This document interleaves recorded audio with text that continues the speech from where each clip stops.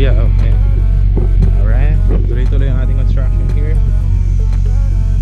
Maganda guys, ile-level yan ha. Yan, ayusin yung lupa na yan, ile-level yan. So, tapos sa dulo, recraft and perimeter fence. Tapos yun, ano siya, lalagyan ng pundasyon para tapos yun yung kung winaware nyo yung signal for internet. Ayan, ito LTE, malakas yung LTE signal dito. Hi everyone, welcome back to my channel. And dito ako ngayon sa isa sa mga best property na ma-offer ko very near to Tagaytay Twin Lakes. So ito po yung ating site, no? This will be the guardhouse.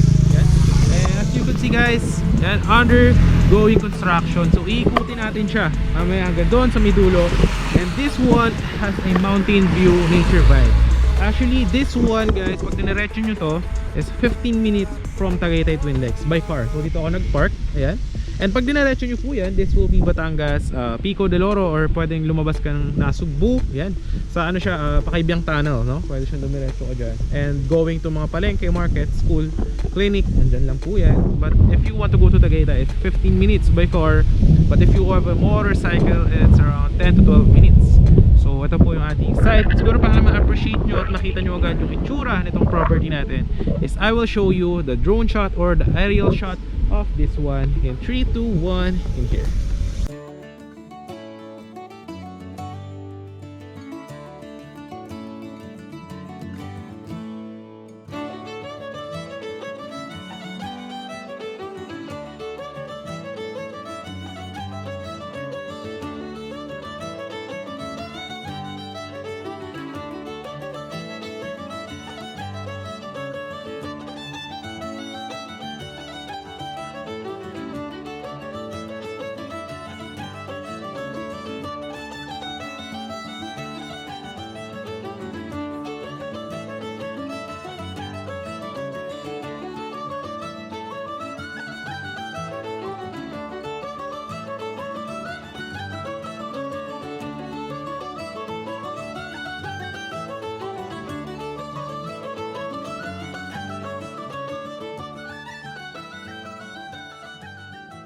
Guys, nakita nyo naman kung gaano itong kaganda and ang ganda ng kanyang nature vibes with mountain view and any house design upon full construction ng ating property na to.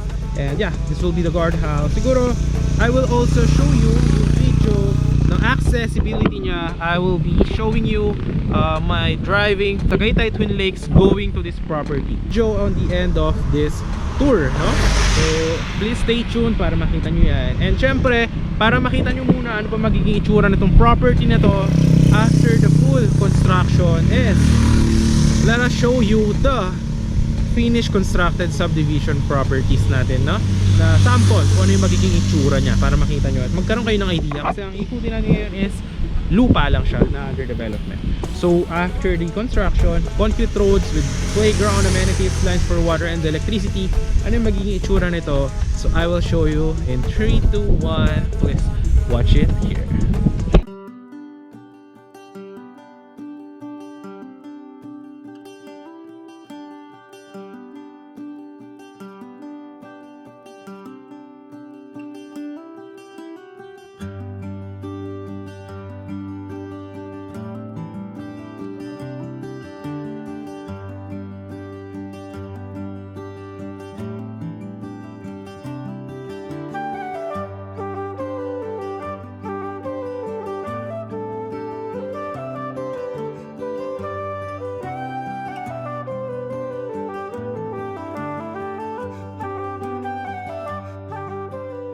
So yun guys, nakita nyo naman yung sample ng mga finish natin na property. So tara laharin natin guys yung mga available natin sa inyo.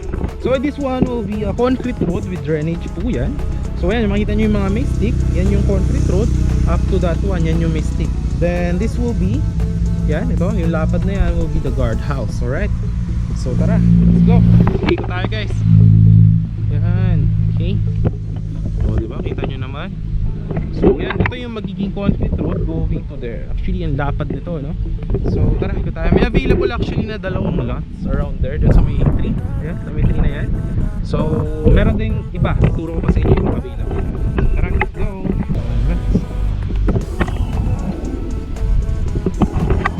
Alright.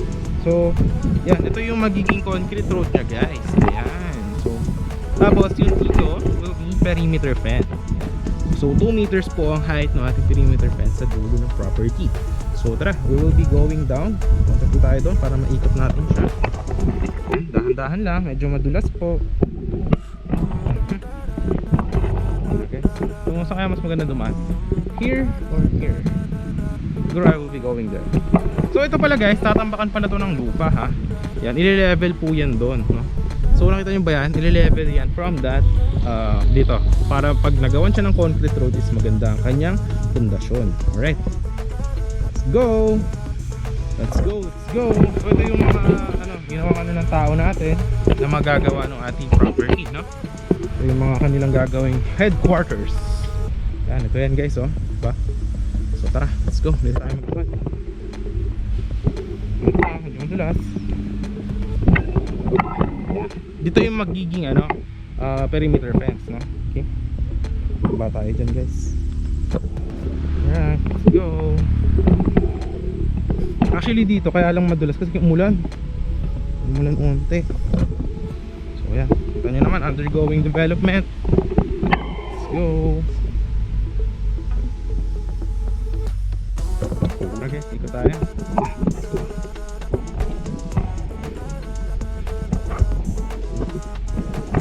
Yan, kita nyo naman diba? Ito guys, oh, ayan oh, undergoing construction yan. Tapos dito guys, malalaki yung 250 square meter. Tapos ano lang, 4-5 lang per square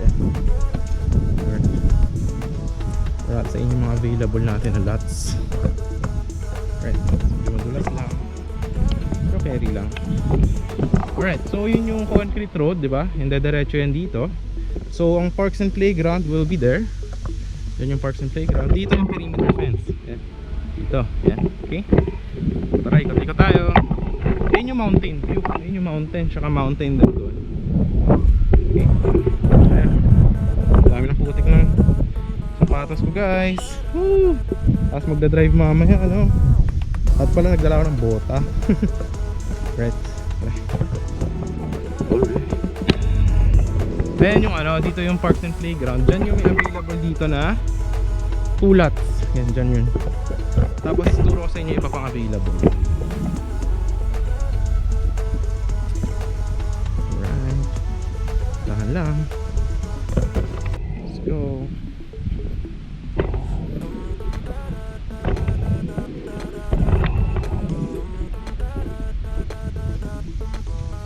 So, ito, nag-clearing na yan kasi ongoing development of construction, no?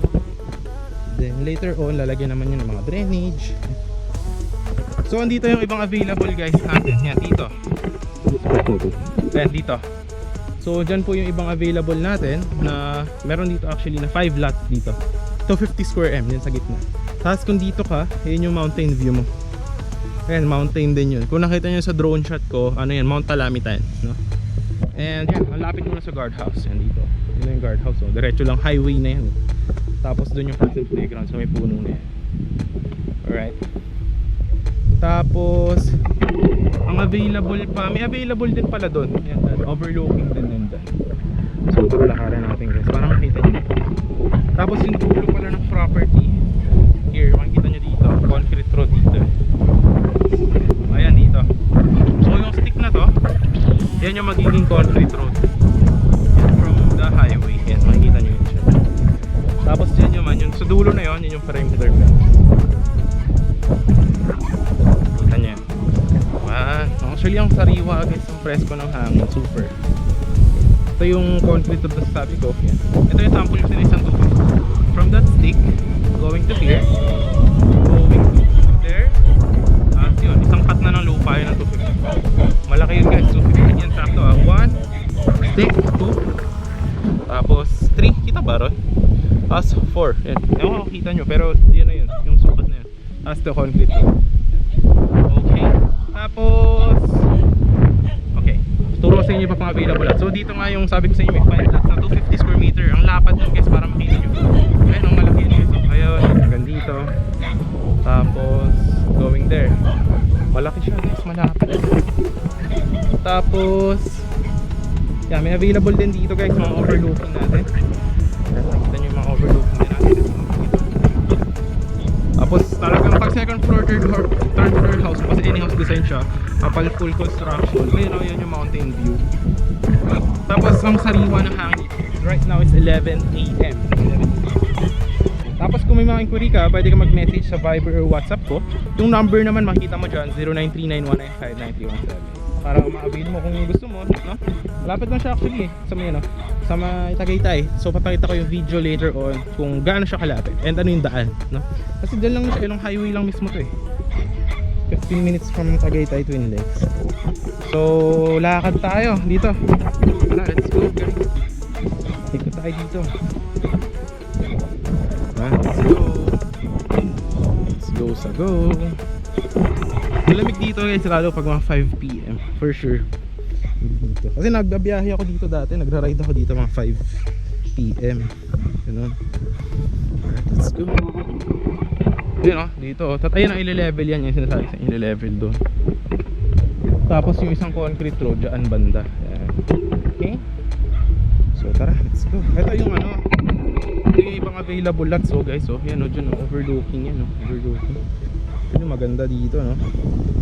Sariwa yung hangin pati. Tsaka mura, affordable, pre-selling price.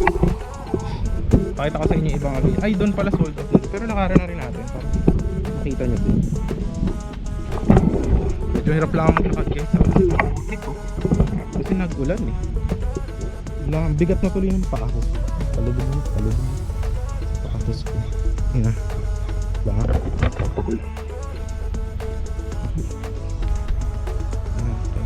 Lumulubog eh. Bigat na eh.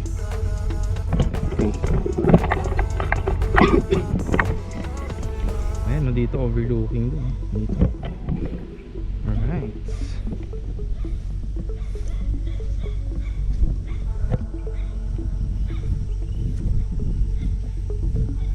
Ayan, maganda o dito. Yan, dito guys, mga available. Yan. Ito dito yan. I-level yan dito eh. Ito yung black six to eh. Ito may mga available dito guys. Dito. So dito kasi ang ano niyan, dito perimeter fence na yan, sa dulo na yan. Yan. Yan yung dulo ng property. Tapos yung concrete road mo is around here, dito ba? Tapos yan, i-level yan dyan guys. Para pagka tinayuan siya ng house, may pundasyon. Tapos lalagyan dun sa palibot ng recraft. Okay? Pakita pa natin itong available. So let's go. Ay, dito pala, may available din dito. Ito, may 5 lots dito, 250 square meters sa gitna. Tapos dyan din, meron din overlooking. Tapos aayusin pa naman po, tataasan pa, level pa yung lupa. Alright, let's go. Malamig ngayon, no? Hiking effect. Let's go.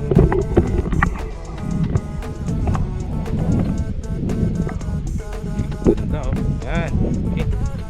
So ito na yung property na nasasabi sa inyo dito. Ito sold out na dito eh. Yung dyan, sold out na yun eh. Okay. Oops, dahan na. Ayan o, dito. Ayan yung, doon yung parks and playground. Tapos andyan yung aayusin ko lang dito. Ile-level yan dito guys. Ayan. Ile-level yan. Tapos, yung dulo nyan, perimeter fence with recraft, no? Ayan, okay. Tapos dito yung concrete road. Yan, makikita nyo yung stick. Ayan, yung stick. Ayan. Tapos kanan tayo. Right, dito. And actually dito marami available. Dito sa kabila. Ayan, dito guys, maraming available dyan. Dito sa gilid kabila. Ayan. So maraming available dyan. Dito mga 250. Tapos yun yung mountain view mo. Ayan. Kita nyo ba? Tapos i-level yan dyan ha. Level yan. Ayusin yun. Doon may mountain din doon. Alright. So hanggang dulo pala ng property. Hanggang doon. Okay. So yun yung ating tour for today's video, no? So yan, ayusin na yan. Tuloy-tuloy na po yan. Dito mga available lots. May available lots dito. Ang overlooking meron din dito. Meron din doon yung tinuro ko kanina sa may gitna. Actually, few lots remaining na lang eh. Kasi dito sold out na to. Sold out na to lahat. Dyan. Tapos, yung concrete road will be here. Ito sa gitna na to. So, ang laki is 6.5 meters. So, sa main road naman is 8 meters. Okay? So, yun lang naman guys ang ating tour. Ito na yung construction. Ayan, tuloy-tuloy yung undergoing construction natin. So, yun lang ang ating actually tour for today. Pero ikutin nga na para makita nyo yung undergoing construction. Tapos, ingat lang. Dulas.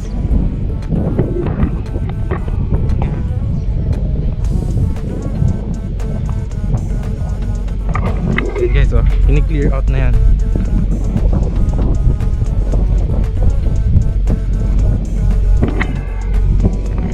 Doon yung property guys.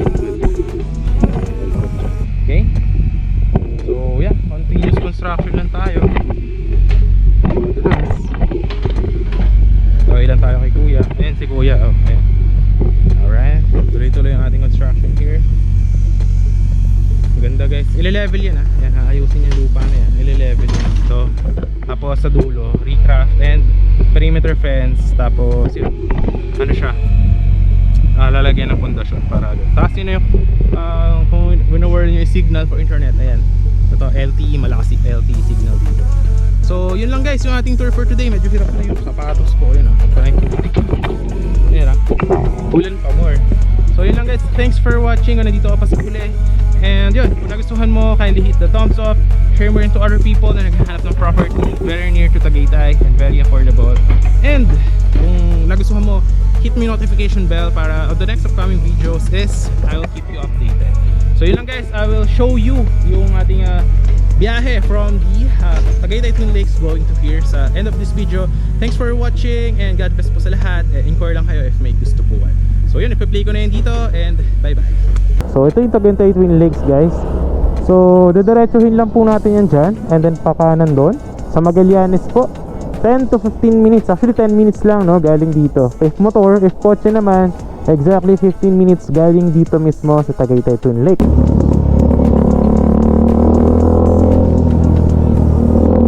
Ayan. So yan o, nakita nyo yung kalye na yan. Doon yung didiretsuhin papunta sa property. Alright. So tara, let's go. Actually napakalamig dito ngayon guys oh. Kung nakikita nyo lang, nagpa-fog. Napakalamig guys. Ayun o, tinan nyo. Doon sa property na sinasabi ko, ganito din guys, ang lamig. At mataas siya, mataas. Ngayon o, kung makikita nyo, lamig. Buti naka-jacket ako. Ayan. So ayan guys, dito. Ayan o, kakanan tayo dito. Tapos dire-diretso lang yun guys. Ayan, kakanan tayo dyan. 15 minutes lang, dire-diretso lang po ito. Alright, yun naman yung ano rito, yung vibes oh. Tignan nyo oh, Tagaytay talaga. Actually giniginawa ko ngayon guys, lamig. Hi guys, so dito guys, dire-diretso na to eh, papunta na sa property. Yan. So ito guys, dire-diretso na yung papuntang property. About 5 to 10 minutes, 5 to 8 minutes guys. Yan. So ito guys, yung dire-diretso na yan, mga ano yan, papunta na yan sa property sa natin na along the highway. Tapos mga 5 to 8 minutes lang. But if you are from Manila or from expressway no, meron to galing ng Calax. Itong butas na to, imbis na dadaan ka ng mga Tagaytay, pwedeng dito ka na dumiretso. Ayan, inaayos yun guys, diretso yan papunta dun sa Calax no. Ayan. So yan, pag natapos na yung construction yan, yun, dire-diretso ka na sa property mo, sa farm mo. Lapit na tayo sa property. Ano, ganda oh, diba? Tapos 10 to 15 minutes lang from from Tagaytay Twin Lakes.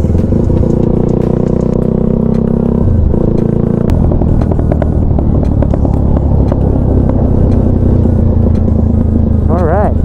So ito na guys, yung property. Yan oh, diba? Kita nyo? Yan. So tara, punta park tayo dito sa gilid.